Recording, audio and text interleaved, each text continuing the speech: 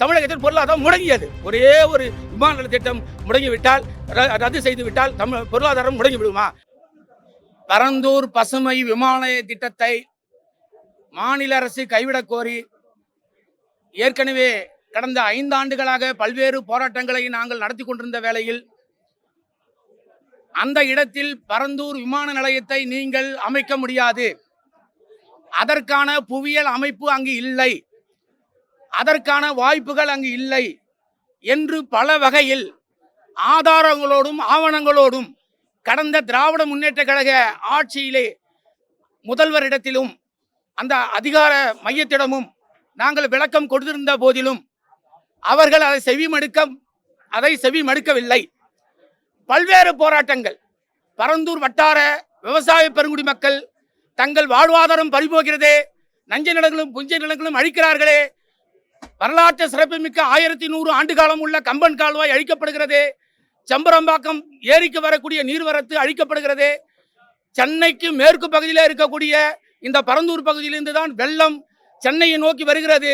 கட்டிடங்களாலும் மற்ற இன்ஃப்ராஸ்ட்ரக்சராலும் அது தடுக்கப்பட்டால் சென்னை வெள்ளத்தால் பாதிக்கப்படுமே. அரக்கோணம் நேவி என்கின்ற பகுதி ஒரு 15 கிலோமீட்டர் தூரத்திலே தென்னிந்தியாவின் கடற்படை விமான தளம் உள்ளது. பறவைகள் வேடந்தாங்கல் சரணாலயத்துக்கு பறந்து வரக்கூடிய பகுதி ஆகியச்சு. நஞ்ச நிலங்கள் 2500 ஏக்கரும் புஞ்ச நிலங்கள் 1300 ஏக்கரும் இருக்கிறது. அங்கு நாளில் ஒரு பகுதி நீர்நிலையாச்சு. 12 ஏரி, 17 குளம், 17 குட்டை என்று 26% நீர்நிலை உள்ள இடத்தை ஏன் தேர்ந்தெடுத்தீர்கள் என்று நாங்கள் பல்வேறு ஆவணங்களோடு அவர்களை சந்தித்தோம். 2 கட்ட பேச்சுவார்த்தை கூட நடத்தினோம். நாங்கள் விவசாய பெருங்குடி மக்கள் அந்த பகுதியில் விமான நிலைய திட்டத்தை வரவேற்க நாங்கள் தயாராக இல்லை, கைவிடுமாறு மன்றாடி கேட்டோம். கடைசி நேரத்தில் கூட, அந்த தேர்தல் நேரத்தில் கூட உதயநிதி மாண்புமிகு துணை முதல்வராக இருந்த மதிப்புமிகு உதயநிதி ஐயா அவர்களையும் சந்திக்க நாங்கள் முயற்சி செய்தோம். ஆனால் தடுக்கப்பட்டது.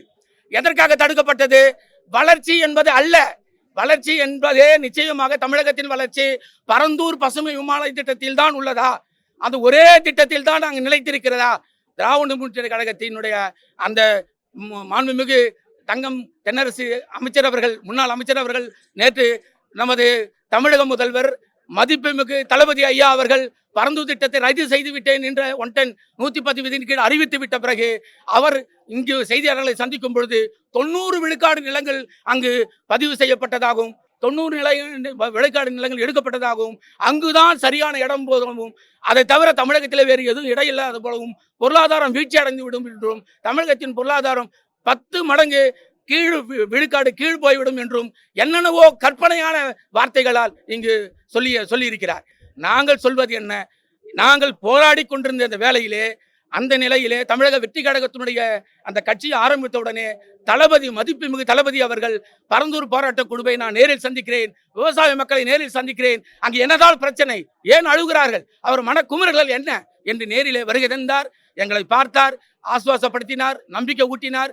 நான் தலைமையை ஏற்கும் பொழுது, முதல்வராக வரும்போது இந்த திட்டம் ரத்து செய்யப்படும் என்று அற்புதமான வாக்குறுதி கொடுத்து உறுதியளித்திருந்தார்.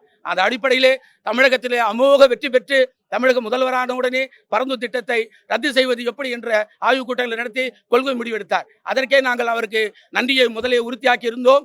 இடையிலே கிராம சபை ஆகஸ்ட் 15ஆம் தேதி நடந்த கிராம சபையிலே தீர்மானங்களை எதிர்த்தோம். அவருக்கு இன்னும் மதிப்பு சேர்க்கும் வகையில் விவசாயிகளை காப்பாற்றிய, விவசாய பெருங்குடி மக்களை காப்பாற்றிய, வாழ்வாதாரத்தை காப்பாற்றிய எங்கள் பரந்தூர் வட்டார விவசாயிகளுடைய வாழ்வில் விளக்கேற்றி வைத்த என் தலைவருக்காக எங்கள் ஏகனாபுரத்தினுடைய பிரதான சாலைக்கு தளபதி சி ஜோசப் விஜய் சாலை என்று நாங்கள் அது பெயரிட்டு அது பலகை அந்த சாலைக்கு பெயரிட தீர்மானம் ஏற்றி இருக்கிறோம். ஆக இந்த வகையில் அவர் என்ன அளவுக்கு எங்கள் உறுதி கொடுத்தாரோ மீண்டும் அவருக்கு நன்றி சொல்ல பனையூருக்கும் நாங்கள் சென்றிருந்தோம்.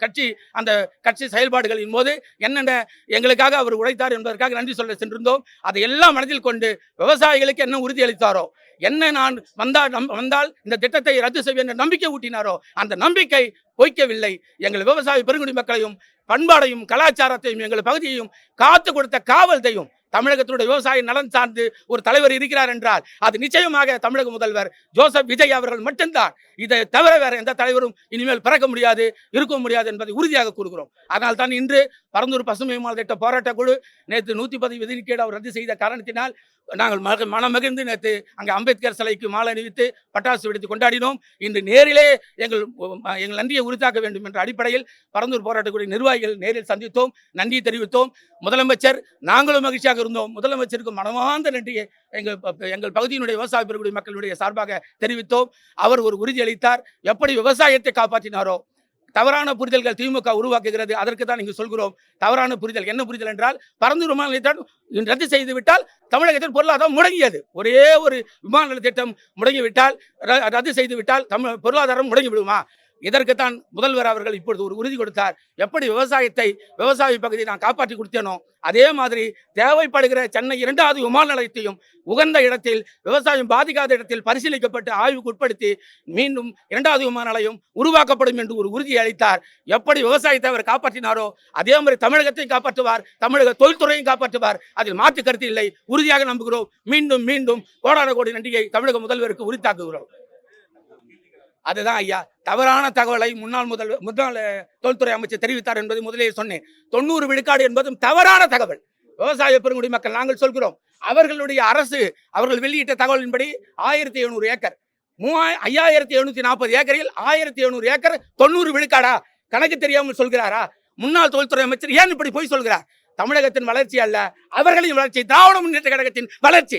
அங்கு ஒரு மாபியா கும்பல் அங்கு ரியல் எஸ்டேட் 5 ஆண்டுகளுக்கு முன்னாலே விமான நிலையம் வருகிறது என்ற அடிப்படையிலே அனைவரும் தெரிந்து முன்னாள் ஆளுங்கட்சி திராவிட முன்னேற்ற கழகத்தை சார்ந்தவர்கள் அங்கே இன்வெஸ்ட்மெண்ட் செய்து விட்டார்கள், முதலீடுகளை செய்து விட்டார்கள், முதலீடு போட்டு விட்டார்கள். கோடிக்கணக்கான முதலீடுகள் போட்டுவிட்டு அது 3 மடங்காகும் 4 மடங்காகும், நம்ம பிரட்டி கொண்டு வாரி வந்து விடலாம் என்று எதிர்பார்த்தார்கள். ஆனால் தமிழகத்தினுடைய வெற்றி கழகத்தினுடைய தலைவர், தமிழகத்தின் முதலமைச்சர் விவசாயிகளை வாழ்விப்பதற்காக அந்த திட்டத்தை ரத்து செய்தார். அவர்கள் கனவை பொடியாக்கினார். அதனால் தான் அவர்கள் தவிக்கிறார்கள். தவி என்று சட்டசபையில் தவிக்கிறார்கள். அவர்கள் தான் தவிக்கிறார்கள். வீதி தமிழகத்தினுடைய அனைத்து கட்சிகளும், திராவிட முன்னேற்ற கழக தவிர்த்த அனைத்து கட்சிகளும் இந்த ரத்து செய்ததை வரவேற்கிறார்கள். முதல்வருக்கு நன்றி சொல்கிறார்கள். தமிழக வாழ்வுரிமை கட்சியோ, நமது சீமானந்தன் அவர்களோ, வேல்முருகன் அவர்களோ, எல்லா அரசியல் கட்சிகளும், அதிமுக உட்பட அத்தனை பேரும் ரத்து செய்ததை வரவேற்கிறார்கள். திராவிட முன்னேற்ற கழகம் என்று தத்தி அப்படியே தத்தளிக்கிறார்கள். காரணம், அவர்களுடைய முதலீடு, அவர்களுடைய வளர்ச்சி தமிழகத்தின் வளர்ச்சி அல்ல, அவர்களின் வளர்ச்சி. தமிழகத்தின் வளர்ச்சியை மதிப்புமிகு முதல்வர்கள் பார்த்துக் கொள்வார். விமான நிலைய திட்டத்தை வேறு ஒரு பகுதி மாற்றி நிச்சயமாக ஒரு 3-4 மாதங்களில் உருவாக்குவார். விவசாயத்தையும் காப்பாற்றுவார், தொழிலையும் காப்பாற்றுவார், மக்களையும் காப்பாற்றுவார், அனைவரையும் காப்பாற்றுவார். நன்றி. சுப்பிரமணியன், தலைவர், பரந்தூர் பசுமை விமான திட்ட போராட்டக்குழு. இன்னொரு விஷயம், இதற்காக எங்களுக்கு குரல் கொடுத்த அனைத்து அமைப்புகளுக்கும், அரசியல் கட்சி தலைவர்களுக்கும் மனமார்ந்த நன்றி. பொதுவா இந்த செய்தியாளர்கள், ஊடகத்துறை இல்லைன்னா எங்க போராட்டம் வெற்றி பெற்றிருக்காது. அனைத்து ஊடகம் செய்தியாளர்களுக்கு எங்கள் மனமார்ந்த நன்றியை உரித்தாக்குகிறோம்.